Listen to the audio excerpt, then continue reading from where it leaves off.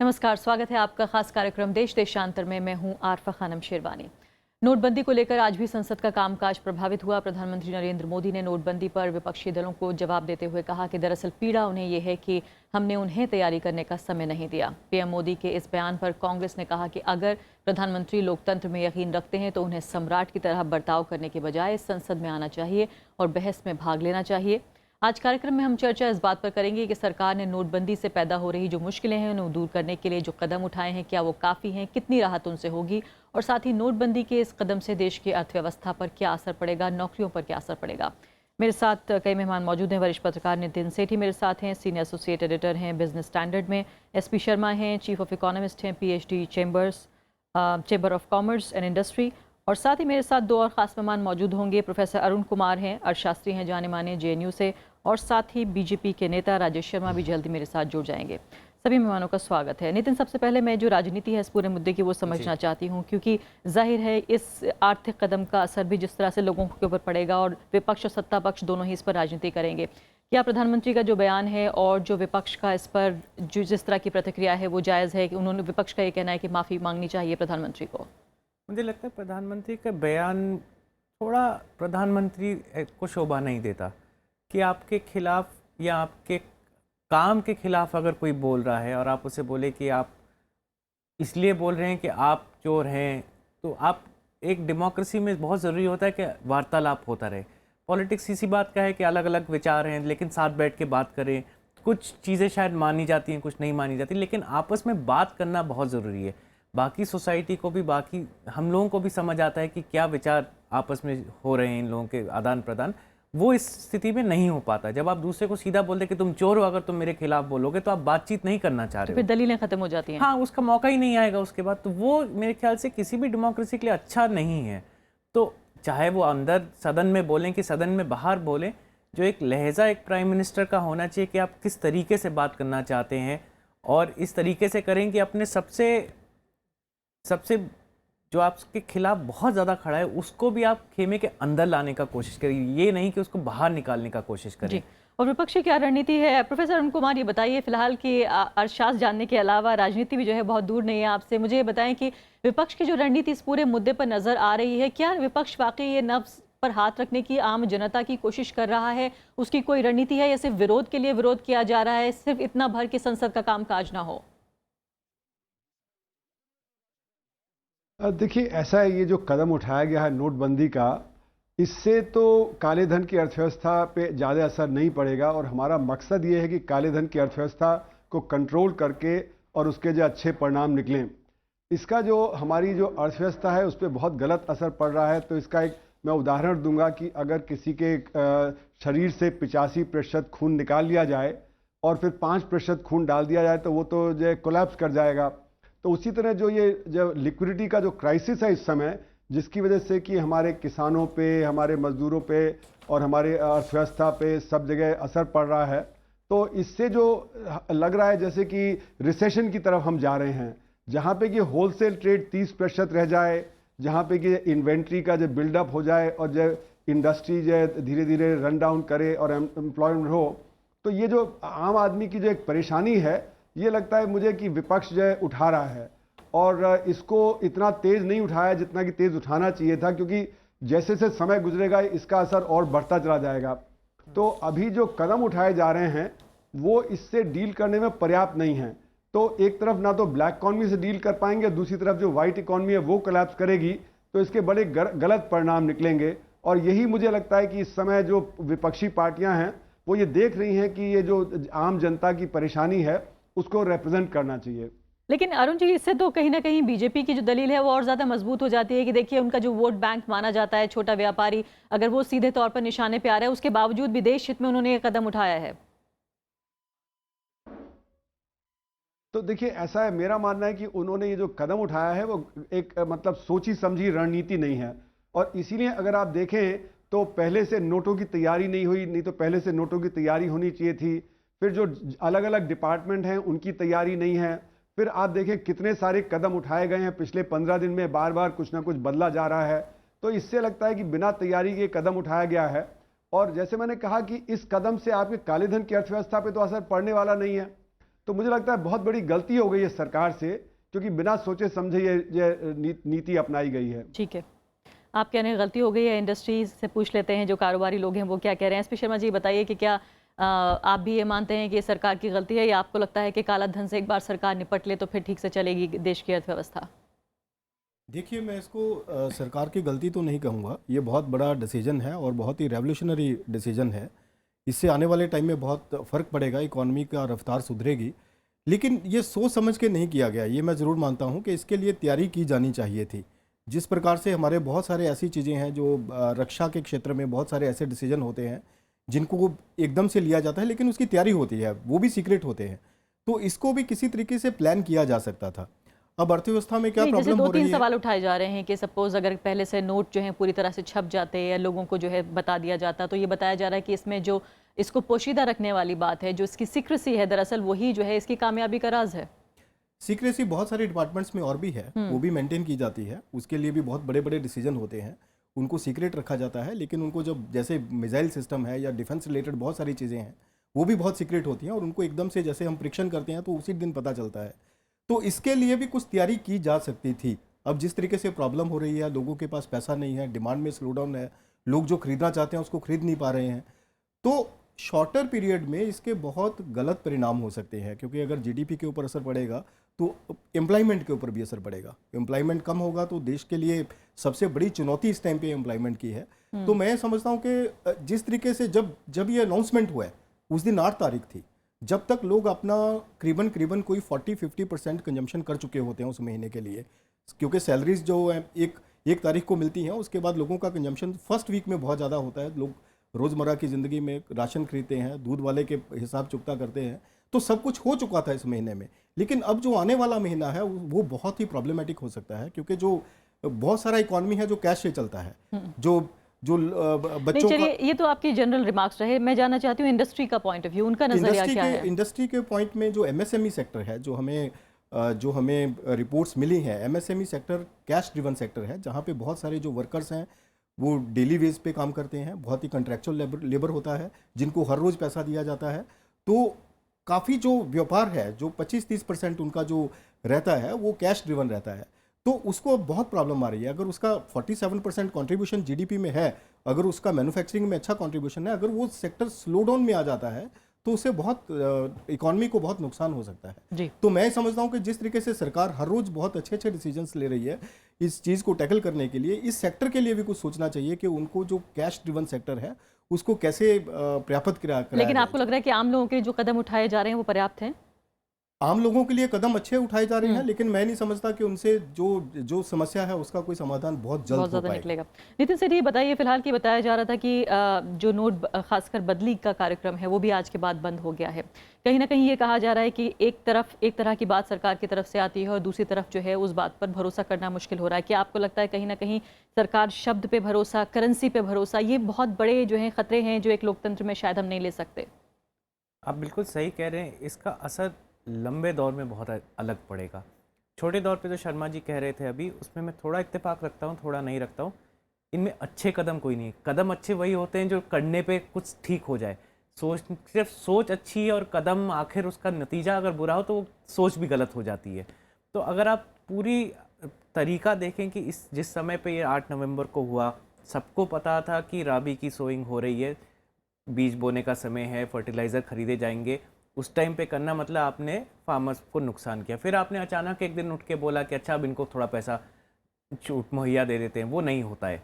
ऐसे हर रोज पलट के सुबह बोलना कि आज, जैसे आप बोल रहे हैं कि आज मैंने 500 बोला, चल जाएगा, 1000 नहीं चलेगा, वो भी उस सिर्फ तरह की। सरकारी सीड कंपनी से आप ले सकते हैं, प्राइवेट से नहीं ले सकते। जब तक 75% प्राइवेट से ही खरीदा जाता है आजकल, सबको पता है। ज़्यादा खर्चा फर्टिलाइजर में होता है, सीड में नहीं होता है, ये भी पता है। तो एक तो है कि चीज़ें जो आप कर रहे हैं, जैसे शर्मा जी ने बोला, ठीक से नहीं करी गई।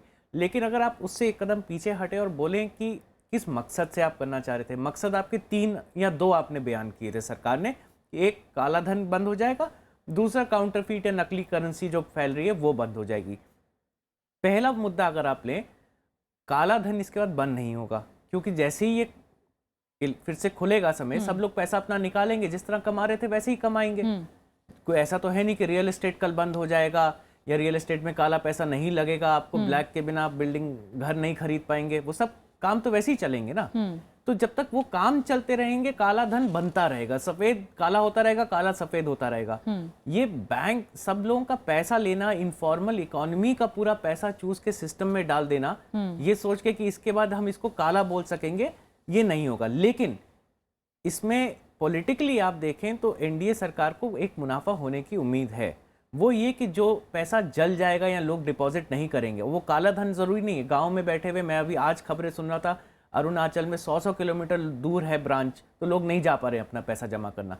तो ऐसा जो लोग पैसा जमा नहीं कर पाएंगे, उसके खिलाफ सरकार ये अपने अकाउंट बुक में लेके कह लेगी इतना हमारा पैसा बच गया, अब ये मैं खर्च करूंगा। तो एक तरीके से रॉबिनहुड वाली आप अपनी इमेज भी बना पाएंगे कि मैं गरीबों में पैसा बांट रहा हूं। बटेगा वैसे क्या गरीबों में? मुमकिन है, पहले भी हो चुका है। तो इसमें पहले एक क्रिएशन जगह है, लेकिन ये रॉबिनहुड तब होता है ना जब आप अमीरों का पैसा लेके गरीबों को बांटे। अगर गरीबों की इकोनॉमी आप खत्म कर दें और उसमें से बोलें कि अच्छा आप 4-4 हज़ार रुपए मैंने दे दिया, लेकिन पॉलिटिकली ये मूव कैसे काम करेगा, ये मेरे ख्याल से अभी तक ऑपोजिशन को भी समझ नहीं आया है। इसलिए कुछ लोग को लगता है कि मनमोहन सिंह जी ने जो कल बोला बहुत अच्छा बोला। मुझे लगता है कांग्रेस अभी भी फंसी हुई है कि इसमें कितना आगे बढ़े, अगला कदम क्या होगा मोदी सरकार का, क्योंकि अभी तक उनने का ऐसा कुछ देखा नहीं है। आपने ऐसा कहीं नहीं देखा है कि आप सिस्टम तोड़ के बिना सिस्टम की तैयारी किए इतना बड़ा कदम ले लें। और हमारे पास ऐसा कोई मॉडल भी पहले से तैयार नहीं है जिसपे कि हम देख सकें कि पहले ऐसा हुआ था तो अब ऐसा क्या कर हुआ लें। था, उसका नतीजा क्या हुआ था। आपने 85% अपनी पूरी इकोनॉमी का बंद कर दिया है 30 दिन के लिए कम से कम, या 50 दिन के लिए। प्रोफेसर अरुण कुमार, ये बताइए कि अगर हम सेक्टर वाइज देखने की कोशिश करें कि आखिर कौन कौन से सेक्टर्स हैं जिनमें सबसे ज्यादा असर पड़ेगा, तो माना ये जा रहा है कि ऑटो सेक्टर बुरी तरह से प्रभावित होता नजर आ रहा है, स्मार्टफोन्स जो हैं वो बहुत कम बिक रहे हैं। इसके अलावा ब्लैक मनी पे शायद उतना फर्क ना पड़े, लिक्विडिटी का जो क्राइसिस है वो लगातार नजर आ रहा है, बिल्डिंग मटेरियल जो है वो उसको नुकसान होगा, लेकिन बैंक्स को फ़ायदा हो सकता है। इसके अलावा ऑर्गेनाइज इंडस्ट्री के लिए ये अच्छा हो सकता है, लेकिन जो हाउसिंग फाइनेंस कंपनीज हैं उनके लिए ये जो है बहुत अच्छी खबर नहीं है। क्या हम अलग अलग वाकई इस तरह से बांट सकते हैं अलग अलग सेक्टर्स में कि कुछ के लिए अच्छा और कुछ के लिए बुरा? देखिए, अक्सर ऐसा ही होता है कि कहीं अच्छा होता है कहीं बुरा, लेकिन मैं एक बुनियादी चीज़ समझाना चाहता हूं कि जो आपकी अर्थव्यवस्था है उसमें जो पैसे का काम होता है वो सर्कुलेशन का काम होता है। जैसे बॉडी में खून का काम होता है जो सब जगह ऑक्सीजन ले जाती है। अगर आपके जो सर्कुलेशन में ही कमी आ जाएगी तो सारे के सारे सेक्टर्स इससे इफेक्ट होते हैं एडवर्सली। तो आपका जो लार्ज स्केल इंडस्ट्री है वो भी इफेक्ट होगा, क्योंकि जो आज अगर व्यक्ति के पास लिक्विडिटी कम है तो अपना डिस्क्रिशनरी परचेज कम कर देगा, और डिस्क्रिशनरी परचेज कम कर देगा तो ये वाइट गुड्स हैं, कंज्यूमर ड्यूरेबल्स हैं, इन सब पे भी डिमांड कम हो जाएगी। जैसे ऑटोमोबाइल सेक्टर में डिमांड कम हो गई है, कलर टेलीविजन वगैरह में डिमांड कम हो गई है, मोबाइल फ़ोन में जो चार्ज भरा जाता है वो कम हो गया है, और स्मॉल स्केल इंडस्ट्री और जो कृषि है वहाँ तो गलत असर पड़ ही रहा है क्योंकि वहाँ पे ज़्यादा कैश इकॉनमी होती है। तो इसलिए ये मुझे लगता है कि सारी की सारी अर्थव्यवस्था में ये परेशानी आएगी।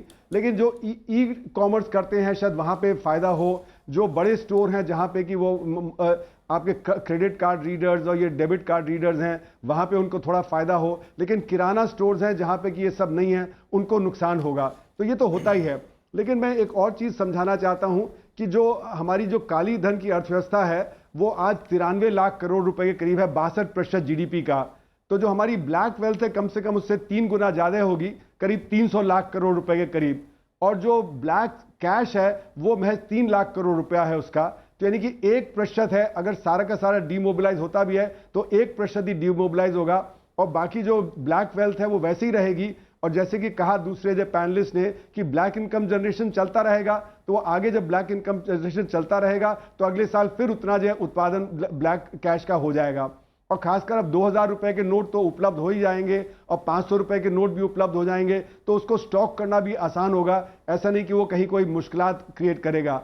अब रही बात की क्या बैंकों को इससे फायदा होगा, मेरा मानना है कि टेम्पररी बैंकों में लिक्विडिटी बढ़ जाएगी, लेकिन ऐसा नहीं कि जब वो रिजर्व बैंक में जो पैसा नहीं आएगा उससे कोई बहुत बड़ा फायदा होगा, क्योंकि उसके एसेट भी जो लिक्विडेट होंगे और लाइबिलिटी भी लिक्विडेट हो जाएगी। तो ये नहीं होगा कि अगर जो 2 लाख करोड़ रुपए नहीं वापस आता है तो सरकार उस 2 लाख करोड़ रुपए को किसी तरह से रिजर्व के पॉइंट पे इस्तेमाल कर सकती है, क्योंकि उसमें एसेट और लायबिलिटी दोनों रिजर्व बैंक के जो कंप्लीटली ओवरराइट हो जाएंगे। ये तो फिएट मनी है, जब फिएट मनी इशू होता है तो उसके साथ मतलब एक एसेट बनता है, पर वो सरकार के लिए रिजर्व बैंक के लिए एक लायबिलिटी भी होता है, बिकॉज ये नोट पे लिखा होता है आई प्रॉमिस टू पे, यानी कि एक लाइबिलिटी है कि रिजर्व बैंक की। तो बिल्कुल। इसलिए मेरा मानना है कि ये कहना कि 2 लाख करोड़ या 3 लाख करोड़ रुपए अगर वापस नहीं आएगा तो उसका कोई बहुत ज्यादा फायदा होगा, मुझे नहीं लगता जी। ऐसा।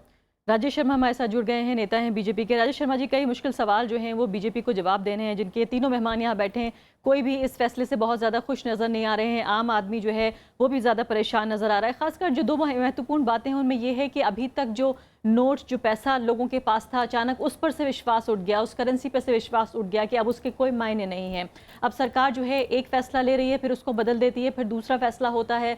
जिस तरह से नोट बदली का जो है आज से ख़त्म हो गई, उसकी समय सीमा के अब नहीं बदले जाएंगे। तो कहीं ना कहीं सरकार की बात पर, करेंसी पर जो विश्वास है लोकतंत्र में, इसका उठ जाना आपको नहीं लगता ये खतरनाक है?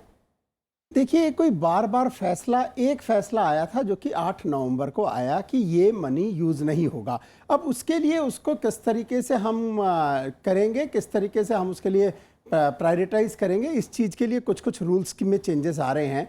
पर वो रूल्स में भी चेंजेस आ रहे हैं लुकिंग अपॉन द सर्कमस्टांस। पहले लगा कि ट्रेन में ज़रूरत है, बसों में ज़रूरत है, आज इसको कहीं ना कहीं हम टोल में ज़रूरत है। तो ये सब चीज़ों को एक फ़ायदा पहुंचाने की कोशिश करी गई और ये सारी जगह पे ये यूज़ होने लगा।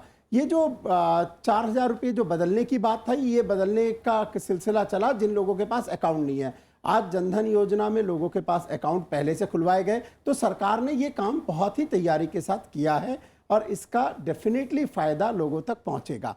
मैं दूसरी एक और चीज नहीं, कहूंगा, लेकिन जैसा 100% लोगों के पास तो अभी भी अकाउंट नहीं है। 50% लोग मैं वही आज आपको कह रहा हूँ 50% के पास नहीं है, पर अधिकतर जो प्लानिंग करी गई, जो 30 करोड़ जो अकाउंट खोले गए थे, हर घर में एक अकाउंट खुले, इस तरीके का एक प्लानिंग थी। नहीं, इससे दूसरी पहले कि आप जैसा- आगे जाएं, छोटा सा सवाल मैं आपसे ये पूछना चाहती हूँ कि जो वो लोग जिनके पास अभी भी ये धन मौजूद है, वो उनसे ये कहा जा रहा है कि फिलहाल आप आरबीआई में इसको बदल सकते हैं। आप ये बताइए कि फिलहाल आरबीआई में कौन से, किस राज्य का, गांव का व्यक्ति जो है, उसके गांव में तो जाहिर है इसके काउंटर्स होंगे नहीं, वो कहाँ आखिर बदल पाएगा? और उसमें वो लोग भी शामिल हैं जिनके पास अकाउंट नहीं है, आधे भारत के पास अकाउंट्स नहीं है। कल एक नया इंस्ट्रक्शन अगर पास हुआ है कि अकाउंट खोलने में पूरी तरह से हेल्प करे गवर्नमेंट, और ये जो लाइन वाली चीज है ये खत्म होने के बाद में कोई भी आदमी अकाउंट खोले, अपने अकाउंट में जमा करे और उसको निकाल सकता है। और वो निकालने के लिए देखिए, कोई भी चीज मैं आज आपको बड़ी कैटेगरी के लिए कहूंगा, आज एक रोड अगर बहुत टूटी हुई होती है, जब उसको हम बनाते हैं तो उसको बनाते समय एक बार लोगों को उस एरिया में आने जाने वालों को परेशानी उठानी पड़ती है, पर उस परेशानी के बाद में एक स्मूथ रोड लोगों को मिलती है, कि स्मूथ सेलिंग मिलती है, जो कि एक देश की इकोनॉमी को उछाल देगा, जीडीपी की ग्रोथ होगी, इसमें लो इंटरेस्ट पे आपको पैसे मिलने लग जाएंगे, जिससे कहीं ना कहीं इस देश में बेरोजगारी जो है वो कम होगी 100%। तो ऐसी जो कई चीजें हैं, आज इस यहाँ फेक करेंसी है, उसका ये एक सबसे बड़ी चीज है कि इसमें सिक्योरिटी का फायदा हुआ, इस तरीके से हुआ कि टेररिस्ट की एक्टिविटी, क्राइम की एक्टिविटी, ये सब कम हुई है। ये जो पैसा वापस नहीं आएगा, ये किनका नहीं आएगा? ये किसी ना किसी तरह से करप्ट लोगों का नहीं आएगा, क्रिमिनल्स का नहीं आएगा, टेररिस्ट का नहीं आएगा, कोई भी अगर करप्ट ब्यूरोक्रेट या नेता थे उनका नहीं आएगा। तो ये कहीं ना कहीं करप्शन को रोकने के लिए इससे बड़ा और अच्छा मुहिम, इससे अच्छा फैसला हो ही नहीं सकता था। दूसरी एक चीज और कहूंगा कि इसके अंदर में इकोनॉमी को छोड़ करके एक और रिफॉर्म है जो कि पॉलिटिकल रिफॉर्म है। पॉलिटिकल पार्टी को भी ये समझना पड़ेगा, पॉलिटिकल पार्टी को भी ये ध्यान लाना पड़ेगा कि हमको अब ये नया तरीका इजाद करना पड़ेगा। ये जो पैसे हम लेते हैं और पैसों का बहुत ज्यादा खेल हमारे इलेक्शंस में चलता है, ये कम होगा, इससे डेफिनेटली कम होगा। और तो क्या बीजेपी, जनरेट हो ही मेरा नहीं सवाल ये, तो क्या बीजेपी अब जो भी अपना फंड लेगी चुनाव के लिए, वो सब चेक के जरिए होगा?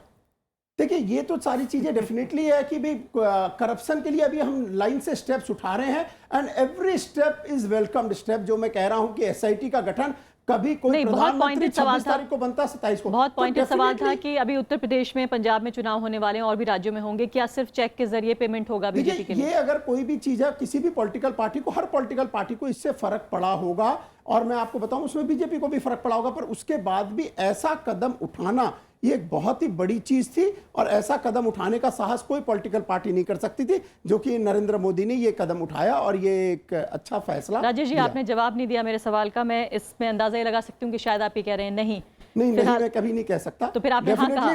कई स्टेप्स हैं, अब स्टेप वाइज हम चल रहे हैं, और स्टेप वाइज चल रहे हैं, और धीरे धीरे डेफिनेटली करप्शन हमारा मैनिफेस्टो का एक पार्ट था कि हम करप्शन को खत्म करेंगे, और उसके लिए हम लगातार आगे बढ़ रहे हैं, उसके लिए हम लगातार कुछ ना कुछ काम कर रहे हैं। मॉरिशस ट्रीटी हमने खत्म करी, सिंगापुर पे बात करने को तैयार कर रहे हैं। तो हमने हर तरीके से बाहर की भी ब्लैक इकोनॉमी, इंडिया की भी ब्लैक इकोनॉमी, सारी चीजों को कैशलेस और डिजिटलाइज करके करप्शन को कम करने की नितिन सेठी, बताइए, आगे साफ साफ कह रहे हैं राजेश शर्मा कि भाई आतंकवादी हैं, जो क्रिमिनल्स हैं, वो लोग जिनके पास काला धन जमा है, वही इस बात से परेशान हो रहे हैं? प्रधानमंत्री खुद ये कह चुके हैं फिलहाल कि जिन जिन लोगों के पास काला धन को सफ़ेद करने का मौका नहीं मिला वो परेशान हो रहे हैं। बीजेपी के प्रवक्ता भी ये कह रहे हैं। क्यों आप परेशान हैं अगर आतंकवादी, क्रिमिनल्स, ये सब कुछ जो है वो रातों रात खत्म हो रहा है? तो एक तो मैं कहूँगा कि शर्मा जी ने शायद अर्थशास्त्र को सर पे खड़ा कर दिया अपने आप को समझाते हुए। उसके खैर वो बाद में चलते हैं। दो चीज़ें जो उन्होंने बोली खास कि एक की से जितने आतंकवादी है जो नकली नोट लेके चल रहे थे वो बहुत परेशान थे। तो अगर उनको सिर्फ कंट्रोल करना था, और ये सरकारी रिपोर्ट है जो कहती है सिर्फ 400 करोड़ रुपए नकली थे, अगर उसको कंट्रोल करना था तो बहुत पहले भी हो चुका है। 2005 की 500 की सीरीज हटाई गई थी या 2006 की, अगर मुझे सही याद आ रहा है, तो आप वो 6 महीने के दौर में भी कर सकते थे कि हर बार ब्रांच में या बैंक में 500 रुपये का नोट कोई आए, बैंक वाला वो वापस ले ले 100-100 रुपये के नोट दे दे, तो हल्के हल्के करके भी हो सकता था। तो ये उसके लिए नहीं हुआ है। अगर उसके लिए हुआ है तो बहुत बेवकूफ़ाना वाला काम है। दूसरा, काले धन का जैसे सभी बात कर रहे हैं, काला धन तो होता रहेगा। तीसरा कि पार्टीज क्या कर सकती थी, पॉलिटिकली क्या कर सकती थी बीजेपी, अगर प्रधानमंत्री मोदी इतने बड़े नेता हैं कि अपनी पार्टी से ऊपर उठना चाहते हैं तो सिंपली कल सुबह उठ के बोलते कि आज से मैं कोई पैसा, जैसे आप बोल रहे हैं, कोई भी रुपया पार्टी के लिए चेक के बिना नहीं लूंगा। अभी तो 20,000 से नीचे अलाउड है, तो सभी पार्टी बोलते हैं 20,000 से नीचे हम लेते हैं, हम दिखाएंगे नहीं। सब सुबह उठ के बोलते कि नहीं, बाकी करे ना करे, मैं इतना धुलाऊं दूध से कि मैं तो सिर्फ चेक से लूंगा। अपने आप बहुत सारी चीजें लाइन पे आ जाती हैं। वो अभी भी अगर आप देखें, आपने भी कहानी देखी होगी, खासकर 2014 में सबसे महंगा इलेक्शन भारत के इतिहास का अब तक लड़ने वाली कमीशन बीजेपी ने है। अभी चिट्ठी लिख के इस सरकार से बोला कि अगर किसी इलेक्शन में पैसा दिया जाए, पकड़ा जाए, तो हमें हक दीजिए कि हम इलेक्शन को काउंटर मांड कर दें। सरकार ने मना कर दिया। तो आपके इससे क्या जाहिर होता है कि तो नियत और नीति में फर्क नजर आ रहा है। राजेश शर्मा ये कह रहे हैं फिलहाल नितिन सेठी। ये बताइए फिलहाल एसपी शर्मा जी की 2-3 जो महत्वपूर्ण बातें हैं जो बताया जा रहा है कि डिजिटल इकोनॉमी जो है बेहतर हो सकती है, इसके अलावा महंगाई कम हो सकती है। क्या आपका ये यकीन है कि ये दोनों चीजें होंगी या कुछ फायदा भी होने वाला है? देखिए, मैं इसे समझता हूं कि फ़ायदा ही फ़ायदा होने वाला है, लेकिन इसके परिणाम बहुत गलत हो सकते हैं अगर इस समस्या का समाधान नहीं, इन दोनों बहुत बातों को जल्द- पहले बता दीजिए कि क्या ये फायदा हो रहा है? डिजिटल इंडिया के लिए बहुत फ़ायदा होगा। डिजिटाइजेशन एक ऐसा प्रोग्राम है जो कि बहुत एम्प्लॉयमेंट जनरेट करेगा। और दूसरा, जो मेक इन इंडिया जैसे प्रोग्राम सरकार ने अनाउंस किए हैं, उनको इसका काफ़ी अच्छा फ़ायदा हो सकता है। लेकिन जैसे मैंने पहले बताया कि अगर इसको थोड़े दिनों में टैकल नहीं किया गया तो ये इन्फ्लेशनरी हो सकता कितने है। दिन? जो सरकार ने टाइम दिया है 50 दिन, 50 जिसमें दिन से के 15 अंदर। निकल चुके अगर हैं। 50 दिन के अंदर ये नहीं हुआ, अब जो हो गया वो हो गया। अब उसके ऊपर हम चर्चा करके कि ये ऐसा क्यों नहीं हुआ, हमें ये सोचना है कि आगे करना क्या है। तो हमें बहुत ही जल्द जो न्यू करेंसी है उसको सर्कुलेशन में लेके आना पड़ेगा।